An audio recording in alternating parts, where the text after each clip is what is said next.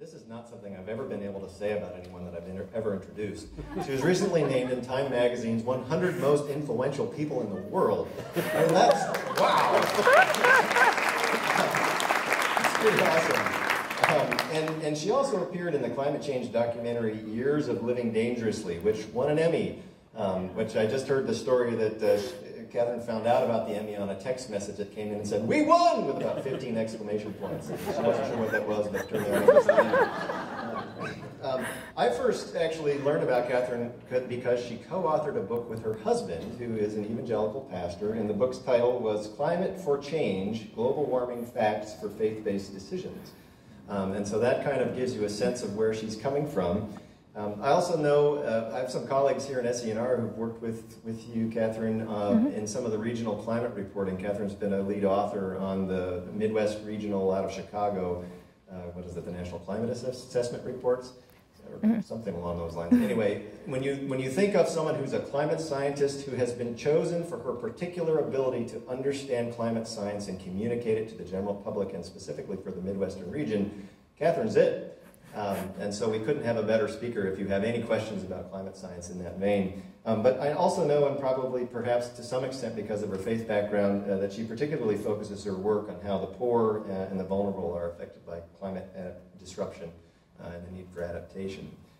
And just a couple other personal notes. I'll say that a few years ago, we invited Katharine to the Ecological Society of America meetings in Austin, Texas, because we were starting a scientists speakers bureau for Earth stewardship outreach to faith communities. And we thought, well, this would be a great person to try to spark that conversation. And I remember introducing you and saying how delighted I was to have you at our workshop, because I said Katharine was really a rising star in the field of climate communication and climate science. And I chuckle about that now. I was like, well, if that was true then, holy cow, she's one of the most 100 influential people in the world now. And kind of everywhere you turn. She did an interview with Bill Moyers not long ago, and that video is out there. And she was just invited to UCAR, which is the University Corporation for Atmospheric Research, to talk about her, not about her research, but about other things she's interested in. And so she is being invited all over the place. And in fact, she's on her way home from some other engagement, and we were so lucky to get her to sort of divert her flight to Columbus so that she could come here and speak to us. One last thing I think I can safely say, because I've heard enough other people say it, so it's not just, sample size one anecdote, is that sometimes, many times when Katharine speaks, lives are changed. And so without any further ado, I will just say I'm completely thrilled to have you here tonight, Katharine. And please join me in welcoming her to give a talk on climate change, facts, and faith. Thanks, Greg.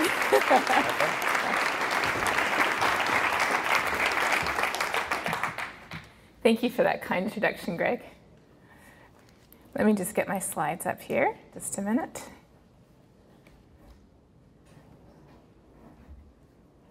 Okay, yes, it's always good when it works, isn't it? Well, this is my favorite type of event to speak at because it combines my two passions, which would be science and faith. An event co-sponsored by IPL and by the School of Environment and Natural Resources is really perfect for what I like to talk about. As Greg alluded to, I am a scientist. I specifically focus my research on figuring out what climate change means at the local scale where we live.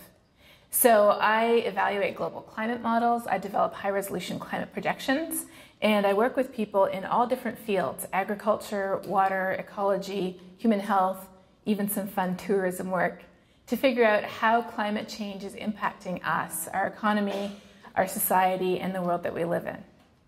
I also spend a fair amount of my time, though, talking to people about why climate change matters. And there, it's not so much about the science. It's more what's here, what's in our hearts. So in between doing science and talking to people about why climate change matters, I usually spend a lot of time thinking in the back of my head about how do you integrate these two different areas of science and faith. And I'm often confronted with them in one question, the most frequently asked question that I get. That question is, do you believe in global warming? My answer to that is no. I don't believe in global warming. Because to me, faith, if you Google the definition of faith, is a strong belief, and this is what I love about this definition. Again, this is the Google definition. Strong belief based on spiritual apprehension rather than proof. So when we get people asking us if we believe in global warming, the implication there is that it is a religion. It is possibly a new religion that has taken over from the old religions that we all have. On the other hand, though, the definition of science is pretty much the opposite. It is a systematic study of the world through observation and experiment. Now, this is 2014 definitions, but the beauty of our faith is that we often have similar definitions that are a lot older. In the book of Hebrews, the author of Hebrews says, faith is the substance of things we hope for and the evidence of things we do not see. If I had been back there sitting beside that person as he wrote the book, I would have nudged him and said, hey, could you just stick this in too? Science is the opposite. It's the substance of things that are here and now and the evidence of things that we do see. So what I've come to conclude is that faith and science are not two opposite areas that we keep our faith here and we keep our science here and never the twain shall meet. I think that faith and science are certainly different, but they're both essential to understanding many of the challenges we face today, and climate change is rapidly becoming one of the biggest of those challenges. If we face this challenge with only our science, we can get our facts right, but we lack the understanding and the motivation of what to do about it. What's the right thing to do? On the other hand, if we face it with our faith and all our enthusiasm, we may be left hanging. What are the facts? What are the outcomes of the choices that we make? So what I want to do is I want to talk through the issue of climate change tonight. Some of what I say may be very familiar to you. Some of it may be just a little bit different. I want to start with looking at our planet. Now, this picture from NASA is one that every scientist is familiar with, but it also offers a glimpse into our faith.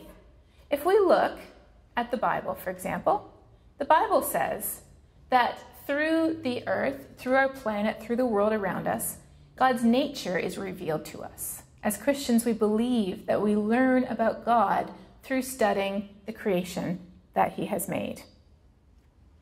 We also learn that it belongs to God. There is an ownership there. It is not a neutral entity. It belongs to God. And as you can see, I like using different translations. This is the most interesting. God said, let us make human beings in our image so that they can be responsible for the fish, the birds, for every living thing that moves over the face of the earth.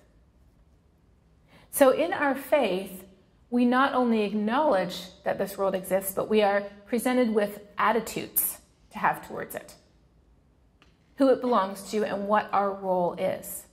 Now, this is not unique to Christianity. And I think as an interfaith organization, it's essential to recognize that many faiths have similar perspectives. So, for example, if we look at Islam, it has the idea of a balance, that God created a balance, and our responsibility is to maintain this balance. If you look at Buddhism, it talks about how people are interdependent, that humans are not separate from their environment. And that just makes sense. If we didn't have this world to live on, where would we be? There are only so many spots on the spaceship to Mars, and it's not leaving yet. So, and I, for one, am not signing up for that. That looks like a disaster waiting to happen, if you ask me. So from the perspective of both science and faith, I think we can agree that the Earth is a very special and unique place. We often think of the Earth, though, as a pristine, untouched surface. One of the biggest questions I get when I talk to people in more conservative circles is, how can man, it's always man, never woman, how can man change climate? We're just not big enough. We're not strong enough. We're not powerful enough. And that's because our perspective on the world is often something like this. But what we have to realize is that man and woman have gotten a lot more numerous over the past few hundred years. Our world population is going through the roof. And so I think a more accurate way to look at the world is this picture that NASA took of the planet at night. Now, this is a real picture, but of course it's a composite because we all know that it's day on the other side of the world, right? In case anybody's getting picky. I know there's scientists here. This shows us the enormous impact that we are having already on our planet. This is just literally a picture of our lights. That's it, just our lights. This is zooming in on the US. And if you're wondering where I live, let's see. Can you see my arrow here? Yes, my arrow is wiggling around here. Okay. Right here. There we are. Lubbock, Texas. That's it. Now, if you look carefully at here, you can see major metropolitan areas. You know, you can certainly see Dallas. You can see Chicago. You can see all the different cities around the Great Lakes. But you also see something up over here. That is not a city. That is flaring from the fracking in North Dakota. Yes. And if you go back, actually, I don't know if you noticed down here. So here's where we live, Lubbock. Here's the Permian Basin around Midland, Odessa, Texas. Same deal. So what I want to talk about now is I want to talk about energy. Because that's really where the story of humans' impact on the planet begins. So, in brief, the story of energy. Although we have relied on coal and gas and oil for a very long time, it really only got going in a big way during the Industrial Revolution. That was when we figured out how to dig massive amounts of coal and natural gas and eventually oil out of the ground and burn it. We also figured out ways to take mountains like the Appalachians and cut the tops off them in order to get the coal out. I remember the first time I saw this, I was actually in a small Cessna from our school's flying club. I went to University of Illinois. So a friend and I were flying from Illinois to North Carolina to go visit some friends, and we flew right over a cut-off mountaintop, and I still remember complete shock, like, where is it? It should be there. It's missing. What happened to it? Where'd it go? It's a very strange image the first time you see it. We also see impacts like this, burning oil rigs. We see our cities clogged with pollution. We see large-scale deforestation in the tropics. In our part of the world where fracking abounds, we see large open pools of carcinogenic chemicals. Birds flying by look, see water, land, die. Anybody who has kids is familiar with this stage in kids' life. As humans, we perhaps have been stuck on this stage for about 300 years. Somebody's giving us too many Smarties. We stay on the potty too long. Smarties didn't work for us, unfortunately. So we're familiar with these types of impacts, but here's what we often don't think of so much because we don't see it. We don't think as much of the invisible problem. The invisible problem is not those clouds of steam coming out of the smokestack, it's the invisible gases we don't see in this picture. It's hard coming up with a picture for something that's invisible. I did my best. We know that whenever we burn this stuff, whenever we burn coal or gas or oil, it produces carbon dioxide. We also know, and a lot of the figures I'm showing are from the US National Climate Assessment. If you're looking for figures, you can go online and they have them all available in PowerPoint so you can download them. It's really great. So this is one of the figures I did for the National Assessment looking at emissions. We know how much of this stuff we've been burning because it costs money. And whatever costs money, you write down, you keep records of. We've been burning a ton of this stuff. Why does it matter? It matters because carbon dioxide is a very powerful heat-trapping gas. It acts just like a blanket does on a cold night. How does a blanket keep us warm? Not an electric blanket. We all know how that keeps us warm. How does a real blanket keep us warm? It traps our body heat, yes. So that is what these gases do. But here's the problem. Our planet already has a perfect blanket.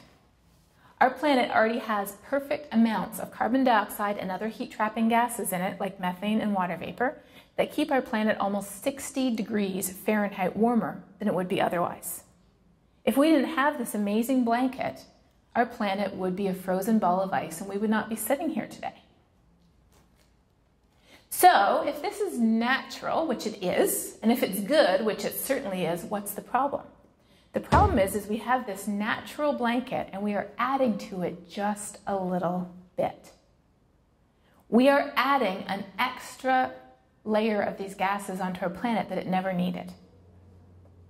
When I was little, I used to go stay with my grandma, and my grandma was scared to death that we would freeze at night. So every night she would come in after we went to sleep and she'd put an extra blanket on us. And every night we'd wake up sweating. We'd be like, Grandma, we didn't need the blanket. But that is essentially what we're doing to our planet. We are wrapping an extra blanket around our planet that it did not need. We can see the carbon dioxide levels building up in our atmosphere. If you look over the last 6,000 years here, you can see that carbon dioxide was increasing very slowly as a result of the agriculturalization and deforestation of our society. And then what happened? Round about the Industrial Revolution, straight up. And then what's been happening to the Earth? The Earth has been warming in response. In fact, this is kind of interesting. The Earth was actually on a long-term cooling trend heading into the next ice age until the Industrial Revolution. So there was actually a paper published 2 years ago that concluded that we have indefinitely postponed the next ice age, whether we like it or not. Now that's actually a good thing, because I don't know about you, but I don't want another ice age right now. But rather than just balancing the Earth out, we've gone so far in the other direction that we are now seeing changes happening at a speed that really are pretty soon going to be happening at 10 times faster than the speed between the last ice age and now. It's not just what's happening in the atmosphere. We have to remind ourselves that most of the carbon dioxide we produce, the majority of it, is actually going into the oceans. Some of it's building up in the atmosphere, but a large proportion is going into the oceans, where it is contributing to acidification of the oceans. Now, what I've shown you is a lot of science, but it's science that we've known for a very long time. These are the fathers of climate science, and nothing I have showed you today, other than the updated data, is anything that they didn't know. This amazing natural blanket we have was discovered in the early 1800s. The fact that extracting coal would add to that blanket, mid-1800s. Very first climate model calculated by hand by this man in 1890. It took him 2 years, and his wife left him. So thanks to computers, we can remain married now, and I appreciate that very much. The first person to actually observe human-induced warming, guy number 3, his name is actually Guy, and the man who began long-term monitoring of carbon dioxide levels on Mauna Loa in Hawaii, Charles Keelan. This is how long climate science has been around. Now, one of the most frequently asked questions we also get, besides do you believe in global warming, is also, well, how do you know it's us? And so that's why when I talk to people, it's really important to have a simple answer to that question. So I would just encourage you too to make sure we have a simple answer to how do we know it's people. And to me, the simplest answer is, well, let's look at the other factors that have caused climate to change in the past and make sure that we can't pin it on them, right? It's kind of like going to the doctor. If you have some funny symptoms, if you have a fever and you go to the doctor, what's the first thing the doctor will check for? The flu. From now until April, right? And then if it isn't the flu, the doctor might check for something a little more exotic. You know what I mean? But the doctor, unless you live in Dallas, Texas, and work in a hospital there, yeah, the doctor's not going to go immediately to Ebola, right? They're going to go through about 50 other things before they get there. So in the same way, when we look at climate change, we don't jump, as climate scientists, we did not jump immediately to humans. We went through the usual suspects first. And of the usual suspects, there's 2 big ones. Number 1 is the sun, and number 2 is the squirrel with the nut. Otherwise known as natural cycles and ice ages and things like that. I should probably state that I do not have permission to use this picture. So let's look at the sun first of all. If you look at the sun, we see that the sun's energy, that's the purple line, goes up and down from over an 11-year cycle. That's the sunspot cycle. But long term, the sun's energy was going up and then it started to go down. So since the 1970s, the energy from the sun has been going down. So if our world were being controlled by the sun right now, we would be getting cooler. It can't be the sun. That orange line, by the way, is the Earth's temperature. Could it be a natural cycle like El Nino that's inside the Earth system? We have to understand that these natural cycles are like a teeter-totter or a seesaw. I'm kind of curious, how many people would call this a teeter-totter? Seesaw? Okay, interesting. There are some north-south differences here. So what does this do? All it does is go back and forth. That's all our natural cycles do inside the Earth system. They just move heat from north to south, east to west, Pacific to Atlantic, and most of all, they move heat from atmosphere to ocean and back again. So if our air temperature were warming up because of a natural cycle, where would that heat be coming from? Thank you. Yes, there's only one other choice on this figure. It would be coming from the ocean. So let's look at the heat content of the whole planet, not just the air. If we look at the heat content of the whole planet, the blue is how much extra heat in exajoules. I don't know when the last time you saw exajoules was, but trust me, the brownie you just ate is like 0.00001 exajoules. Nothing. The ocean has absorbed 20 times more heat than the atmosphere, the land, and ice put together. So it cannot be a natural cycle because the entire planet, from the bottom of the ocean to the top of the troposphere, is warming. And it can't be these natural cycles outside the Earth system that bring ice ages, because as we saw before, on that cycle, what's the next thing coming? An ice age. So when people say, oh, well, those scientists are always changing their minds, they're talking about global cooling back in the 1970s. Now, just so you know, global cooling was one Newsweek article and a handful of scientific papers, like literally a handful. Today we're looking at, I don't know how many magazine covers, because of course that's the measure of scientific accuracy, magazine covers, and tens of thousands of scientific papers on global warming. Anyways, but if someone says, well, oh, those scientists were saying it's cooling, you could say, well, actually, it was cooling until we decided to lend a hand. So the situation we find ourselves in is that our natural suspects, like the flu and the cold and the strep, you know, all the natural suspects, they have an alibi this time. If it were the sun, we'd be getting cooler. Those natural cycles can't be because the whole planet's warming. Can't be the Earth's orbit because the next thing coming is another ice age. When we look at scientists, we see that over 97% of scientists and over 97% of scientific papers agree that humans are the primary cause of climate change today. I work a lot with engineers these days trying to redesign our infrastructure to be prepared for a changing climate. I have a whole new appreciation for how cautious engineers are. Engineers are very cautious. And so that's why I love this figure so much. If 97% of engineers agree the bridge ahead will collapse and 3% say not to worry, what would you do? That's the situation we're in today with climate change. So I'm not going to talk too much more about the science of climate change, but if you have any more questions, I just want to leave you with a great resource, and that is the Skeptical Science website, which many of you probably know about already, but if you don't, they have an iPhone app, which is very handy, because when you're sitting down for Thanksgiving dinner with Uncle Joe, and Uncle Joe says, well, I heard that the sea ice in Antarctica is growing. You'll say, just a second, Uncle Joe.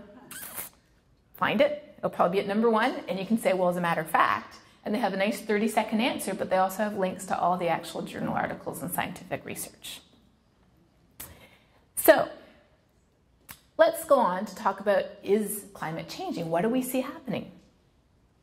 Because if it's just a, what is it now, 0.8 degrees Celsius warming of the entire world, well, there's more than a 0.8 degrees Celsius difference between this room and the atrium out there, right? In fact, there's probably a 0.8 degree difference between here and the back of the room. So if that's all it is, why is it a big deal? It is a big deal, and that's not why. There's many other reasons why it is. But first of all, just to be clear what we're talking about. We're not talking about weather. Weather is like the one tree in the forest. Weather is what happens in a certain place at a certain time. And people always say, well, it's cold outside. How could global warming be real? I have news. It's called winter. And it happens every year around here. That's why I moved to Texas. Climate is the forest. Climate is the long-term average over at least 20 to 30 years. Why do we define it as 20 to 30 years? It's because there are these natural cycles that, like the teeter-totter or the seesaw, push heat back and forth between the ocean and the atmosphere. Over shorter time periods, the natural cycles are very important. Over longer time periods, they average out. Let me give you an example. We hear a lot these days about how global warming has slowed down or has stopped. Where do we get that from? We get that from very careful selection of only the data points that show what people wanted to show from global temperature.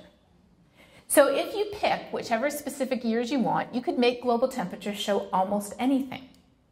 In fact, I think I could make it play Mary Had a Little Lamb if I picked the right data points. But as scientists, we know that it's not legitimate to just pick the data that you like. We have to look at all the data. And when we look at all the data, it's obvious that it definitely is still warming. And in fact, if we get rid of the red spots here, we can see. This is the same data. Isn't that crazy? Same thing. We can see that, yes, it is still warming. The US as a whole is getting warmer. But it's not just about the average temperature. We're also seeing that our growing season has gotten longer. So what's been happening with this longer growing season and with our warmer winters? Pests have been spreading. In the Rockies, all the way up into Canada, they have the mountain pine beetle. It used to be the cold winters would kill it off. Nowadays, the winters aren't cold enough, so often this beetle overwinters. And so the next year, they have all the previous year's beetles and then the next generation of beetles. Millions of acres of trees have been killed by these beetles now. And then when the forest fire comes, they just get burned down. We see fire ants spreading through here. We see kudzu spreading throughout the Midwest. Kudzu is already up into Canada. And before, it was just down south in the southeast US. We see all kinds of species spreading through our region because of these warmer temperatures. And for many of us, depending on what we do, that the species are more important than the temperature. If you've ever been bit by a fire ant, anybody here been bit by a fire ant? Yes. I couldn't walk on my toe for like a week after I got bit by a fire ant. So that's, for many of us, how we feel the impacts of climate change, is through our changing environment. But it's also about extremes. In Australia 2 years ago, they had a heat wave so extreme they had to add an extra color to their temperature map. That light purple in the middle is 54 degrees Celsius. That's 129 degrees Fahrenheit. Australia has been plagued with killer heat waves and wildfires summer after summer after summer. Exactly in the places and in the ways that scientists predicted from climate change. Why do we care about heat waves? They have an enormous impact on our health. In 2003, there was a heat wave in Western Europe that was responsible for 70,000 deaths. 70,000. That's more than 20 times the number of people who died in 9/11. It's crazy how big these impacts are. And with that heat wave in Western Europe, we actually, as climate scientists, did the attribution, and it turns out that human-induced climate change doubled the risk of that event. So in other words, these events are kind of like a pair of dice. And you always had a chance of rolling a double six naturally. But what climate change is doing is it's sneaking in, kind of like my grandma at night, and taking those numbers and one by one replacing some other numbers with more sixes. So our chance of rolling these events is increasing because of climate change. It's also impacting our rainfall patterns. We are seeing heavier precipitation around the world and in the US. And the Midwest is one of the places that's getting hardest hit by these increases. We have seen major increases in flooding across our region. Just last summer, or sorry, we're at the end of the summer now, a summer and a half ago, in 2013, we saw a huge flood in Calgary, we saw an enormous flood in Toronto, and then just 2 weeks ago, our drought that we've been in West Texas, we've been in a killer drought for 3 years now, the worst drought since the 1700s, some would say. Our drought ended very dramatically. Yes, almost 9 inches of rain in a week, followed by 3.5 inches in 1 hour. This is our stadium there. And those are cars that are flooding away. This is a 6-lane highway, I should say, that's under the water. So these are the ways that climate change is affecting us. Now, when we go online and we look at the internet or we hear a soundbite on TV, we'll hear people saying, oh, but. And one of the oh buts recently has been, oh, but the Arctic sea ice is recovering. Yes, the Arctic sea ice is definitely recovering if you look at the last 2 years. But again, if you look at the whole record, you see that it is not recovering because we're not talking about a tree, we're not talking about a single year, we are talking about long-term trends. And when we look at long-term trends, we see that in the summer, our Arctic sea ice used to look like this, and now it looks like this. When we go up to the Arctic, we see villages, like the town of Kivalina. Villages that were built on land that used to be solid ground, permanently frozen, did not melt the whole year. Now, that solid ground is melting and crumbling. Not only that, but it used to be that when the autumn storms came, the land was protected by ice. So the storms would crash across the ice, but now when those storms come, there isn't ice there, it hasn't come yet. And so instead, those giant waves are crashing directly on the shore, ripping foot after foot away. Their buildings are being eroded. The school principal's house actually disappeared.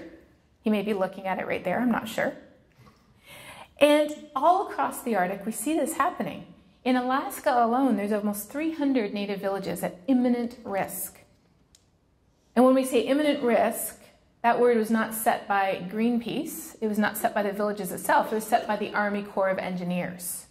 Not exactly a reactionary environmental group. If we go to the opposite end of the country, in the Gulf Coast, we see that warmer sea surface temperatures are powering stronger hurricanes and coastal storms. We aren't seeing more frequent storms. We aren't seeing any more hurricanes. But we are seeing stronger ones because they literally get fed by warm ocean waters. Not only that, but sea level is rising. It's already risen about 8 inches and it's projected to rise a heck of a lot more over this coming century. So when we get those storms, they're happening on top of higher sea level, which means that when you get events like Sandy 2 years ago, some of the area flooded in Sandy would not have flooded if it were not for climate change. Sandy in itself was not unusual. About once every 5 years, they get a coastal storm all the way up as far as New York in October. What was unusual about Sandy was how big it was, how strong it was because of the warm ocean water, and the fact that it was occurring on top of higher sea levels, bringing that extra water in to flood people's homes and to flood things like the subway system in New York. These types of impacts are why you see reports like Risky Business being published, where Henry Paulson, again, not exactly a radical voice for environmental change, says things like, I know about financial risks, but today I see another type of crisis looming, a climate crisis. And while it's not financial in nature, it threatens our economy just the same. When we look around the world, we see that billion-dollar weather disasters are on the rise. In the US, typically we see 1 or 2 a year. Last few years, we've seen 10 or 12 a year. But let's look outside the US for a minute. With sea level rise this century, we could lose half the Everglades and most of the Florida Keys. But in Bangladesh, with sea level rise this century, they could lose the land that 18 million people live on, where they grow half of their rice. That's permanent loss, but they're already seeing flooding today. And where will those people go? Here at OSU is one of the major research centers for studying glacier loss. And while we certainly mourn the loss of these amazing natural structures, while many of my colleagues have taken to spending their summer vacation going to Glacier National Park to see the glaciers before they're gone, while we certainly want to preserve these natural features, the fact of the matter is, if you look around Southeast Asia and South America, there's nearly 1 billion people who get their water from these glaciers. And today they're getting more than the water they need. In Tibet and Nepal, this water is flooding down the rivers, sweeping entire villages away when there's these glacier outburst lake floods, glacier lake outburst floods. but soon there won't be enough left. And so this, for example, is a glacier that supplies the city of Lima, Peru. But it retreated so quickly that they stopped using it a couple years ago. They just couldn't get enough water out of it, and they had to build a desalination plant, which was quite expensive compared to free water. If you look around the world, you see things like rainfall patterns shifting. This is the WWF's Climate Witness website. If you're interested in finding out how climate change is affecting people, check this out. The Climate Witness website has people on it, like Augustine, who talk about how all his life and his father's life and his grandfather's life, they have planted based on the fact that they know that there's 2 seasons. They know there's a wet season, and they know there's a dry season. The wet season begins like clockwork, and the dry season starts like clockwork. Farmers could plan for what was happening. But now he says, literally, the goalposts have shifted. Over the past 20 years, it's become increasingly difficult for farmers to predict when the rain would begin, and even when it starts late, it's more erratic with higher variations than before. Most livestock farmers don't have enough water to feed their animals during the dry season. The animals travel far in search of water and they get stolen or they die. It's my conviction that the explanations to such outcomes are connected to the issue of climate change. What I love about this Climate Witness website is they actually have a scientist fact check this and say, could it be or could it not be? So often when we think about what's happening to our planet, when we picture that pristine planet, if I can go back here, when we picture that pristine planet that we have in space, we often think of this as an issue of creation care, don't we? Of caring for this earth that belongs to God. But increasingly, I think we've come to realize, both scientifically and as people of faith, it isn't just about caring for the planet. If we look at where the carbon emissions come from that are driving this problem, and we add up all those carbon emissions over the last 100 years, we see that they're coming from exactly the opposite part of the world from where people live who will be experiencing the impacts of these changes. People who live on $2 a day, who use all of that money to feed their family. And when the price of food doubles, your family goes hungry. You have nothing left to do. So that's why increasingly we've been talking about climate change not just as an issue of caring for the planet, not just as an issue of caring for creation, but an issue of caring for people. And so that brings in a whole new dynamic. Because when you think of it as a people issue, then we come up with verses like this, where we're told to love others as Christ loved us, where caring for people is an expression of God's investment in us. So as we say in our book, the only sensible response, I believe, is to reduce our own contribution to the problem, to care for those who are already being impacted by this today, and to love our neighbor as ourselves, because we're told the only thing that counts is faith expressing itself through love. So I don't think of this anymore as a stewardship issue. I don't think of this anymore as a moral duty to care for the planet. I think of this as an issue of how can I express my faith in love towards my brothers and sisters right here, as well as on the other side of the world who are suffering from this issue. So that's why I believe it's so important to marry our science with our faith. I think that without our head and our science and our facts, we won't understand the problem correctly and we won't know what to do about it correctly. But without our heart, we lack the motivation to care. We would just analyze it very coldly and methodically and decide, well, here's what we can afford to do without and here's what we need to do with. But as people of faith, we know that every life is precious. And when we see suffering happening again here at home or on the other side of the world, our response is to say, how can I help? Our response is to love others because that is the way we are made and that is what we have in our hearts. So that's why I think it's so important to take this frame with us into thinking about our response. And this, hopefully, is not our response. But the sad truth is, I think by leaving our heart out of the conversation, we have ended up in a situation where this is our collective response. If we look at questions that Gallup has asked, regarding, do you think the seriousness of global warming is exaggerated? We see that over the last 5 years, we've hit an all-time high of people thinking that this is an exaggerated issue. And when you break this down, I don't have more recent numbers, but they pretty much are the same or worse. When you break this down into who thinks it's exaggerated, you see it's a political issue. The science has become polarized. It has become polarized to the point where it's almost required to belong. It's required to belong to a political party, sometimes to your church, or even to your family. Or you're allowed to belong as long as you don't bring it up. It's not just about politics. We also see this same breakdown in people of faith. This was a survey done, excuse me, in 2008. And much to my embarrassment, the group I would put myself in is right at the bottom. In fact, a more recent study in 2011 just looked at pastors and ministers. And they found that the numbers were even worse, that 24% of evangelical pastors and ministers agreed that climate change is real and happening because of human activities. Why is it that our response is not loving others? Why is it that our response is just to argue and to fight?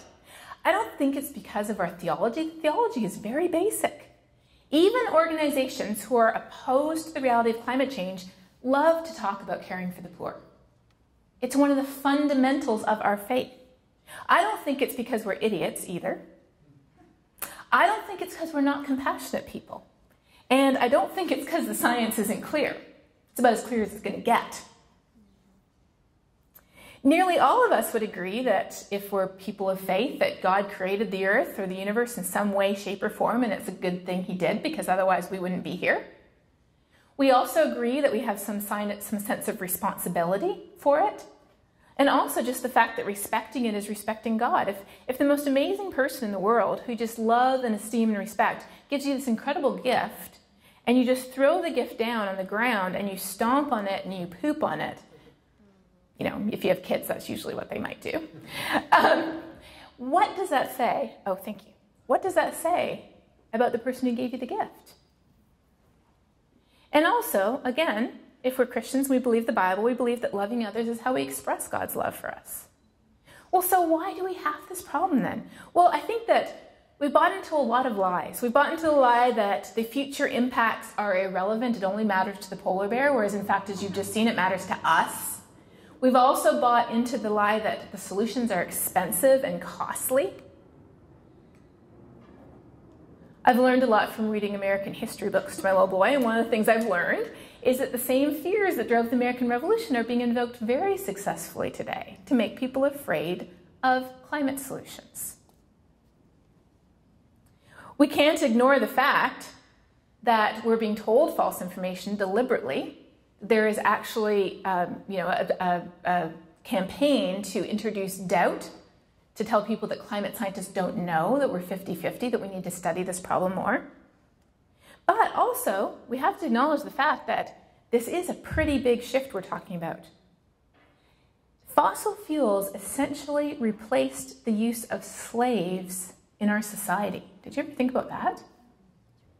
Depending on our lifestyle today, each of us would need between 200 to 300 slaves frantically pedaling a bicycle 24 hours a day to supply our energy needs. Now, if they could clone Lance Armstrong, that'd be a different story. Maybe 50. But even still, we have to acknowledge we're not asking for a small change. And if you want to know more about this, one of my favorite researchers is a historian at Georgetown University, Jean-Francois Mouhot, who studies the parallels between slavery and between our dependence on fossil fuels. Even the parallels between what people were saying back then and what they're saying now. Oh, it's not so bad. It's too expensive to do anything. Our economy depends on it. But what was the difference? Back then, who was leading the charge against slavery? Anybody seen the William Wilberforce movie? If you haven't, I highly recommend it. People of faith and conviction were leading the charge. And if it was not for them, we would not be in the situation that we are today. So that's why I don't just see this as depressing and challenging. I actually see this as encouraging.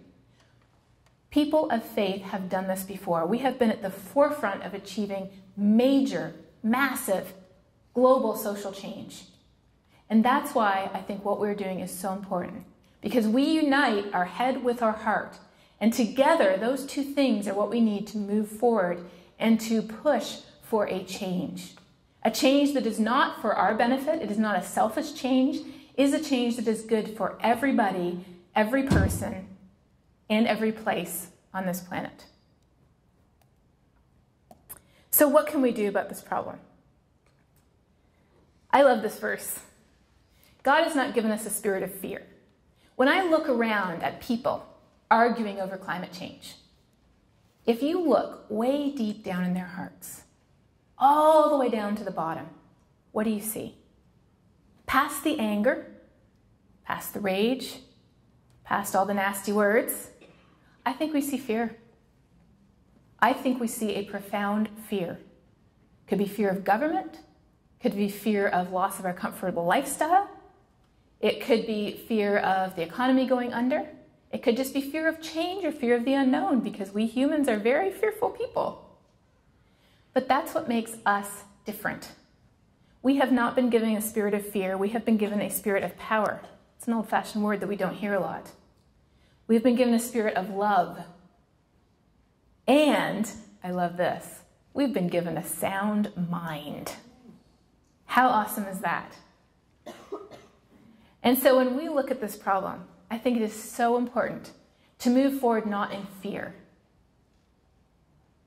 but rather in love, in power, and in the confidence of having a sound mind, having that head and that heart married together with all our information that we need, but also all the heart that we need.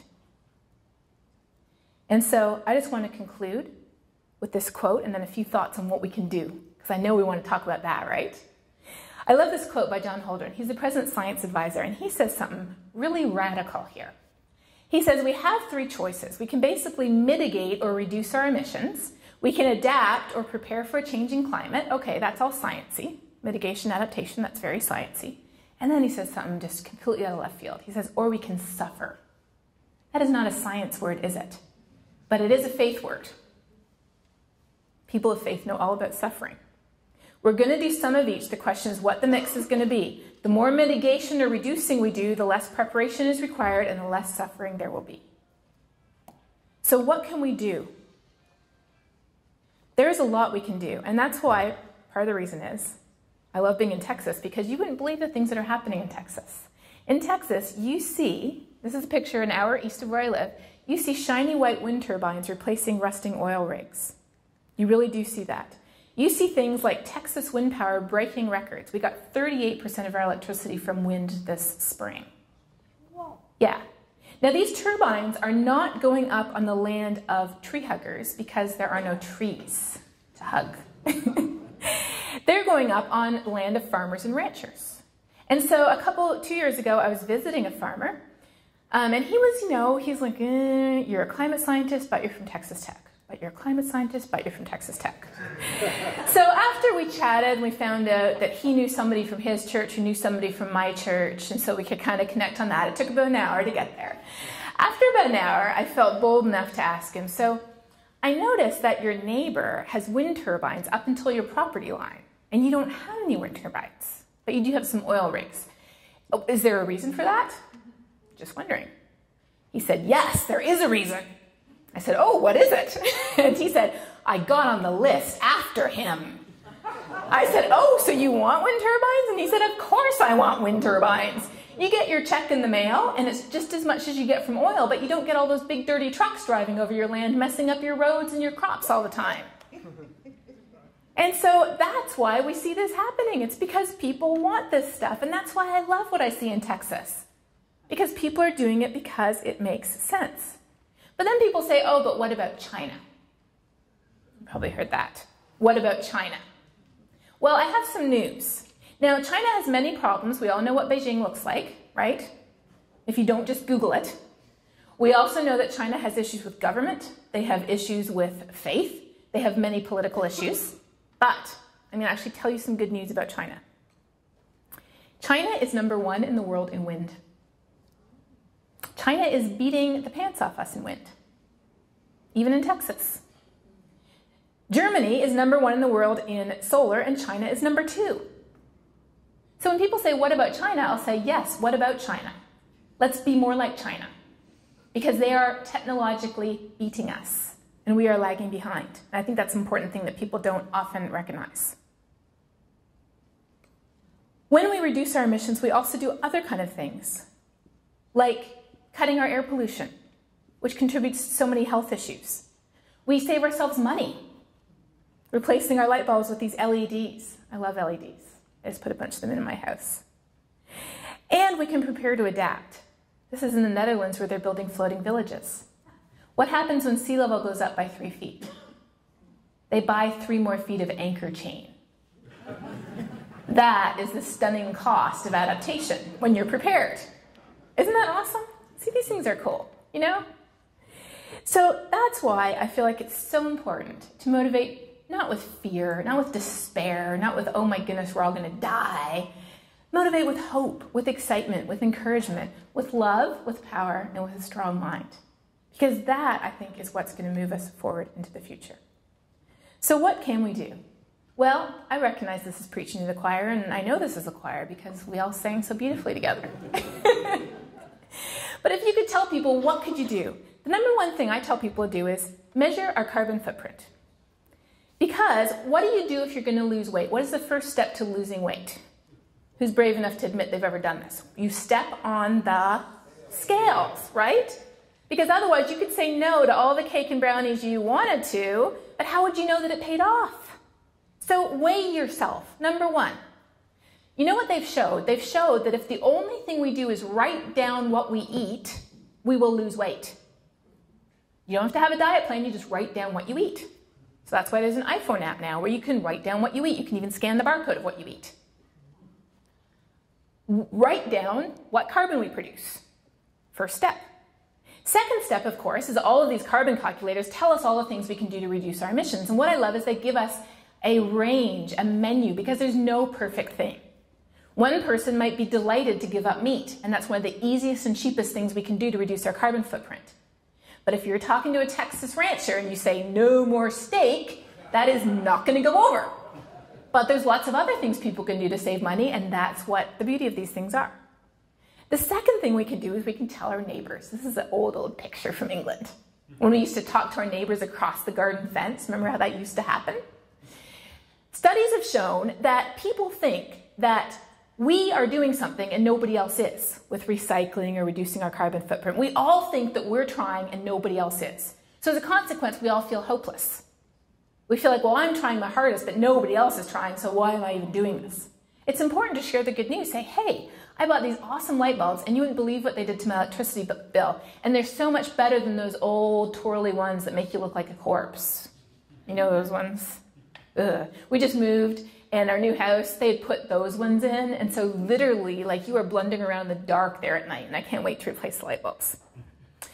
Then, the other thing we can do is we can work as a community, and that's what Interfaith Power and Light does, is harness the power of community to show these examples of what we can do. And then the last thing we do, I think is really important, is to use the resources in the society in which we live. We live in a democratic society. We have people who are elected, and Ohio is one of the most important states. It's one of the only states where you actually might have a chance of doing something. In Texas, we have the Republican candidate and we have the conservative Republican candidate, who spends all their time talking about how liberal the Republican candidate is. Here, Ohio is one of the states that people always come to and people pay attention to. So that's why one of the organizations that I support, and one of the ones that I spend my time on as an advisor, is Citizens Climate Lobby, because it empowers people, just like Interfaith Power and Light does. It's so important to empower people to not just make changes in our own lives, but tell the people we elect at the city level, at the state level, and at the federal level that we care about this issue and we're going to be voting on this issue. This is really interesting because I actually grew up in a church where you were never really told not to vote, but it was worldly. So there was just a little bit of a, voting is not really, we're not of this world, we're of the other world, so that's not really what we do. And I've come to kind of do pretty much a 180 on that. I think that this is one of the most important things that we can do, because that's the only way we can fix climate change. Because it is a tragedy of the commons, which means we need collective action, and collective action means we have to act together as a group. So those are my thoughts on what to do. But I want to circle back and just leave you again with my favorite verse, because this is what I love. This is how we can combine our science and our facts with the power of our faith to overcome the fear that I believe is running rampant through the world right now. And that's it. Thank you.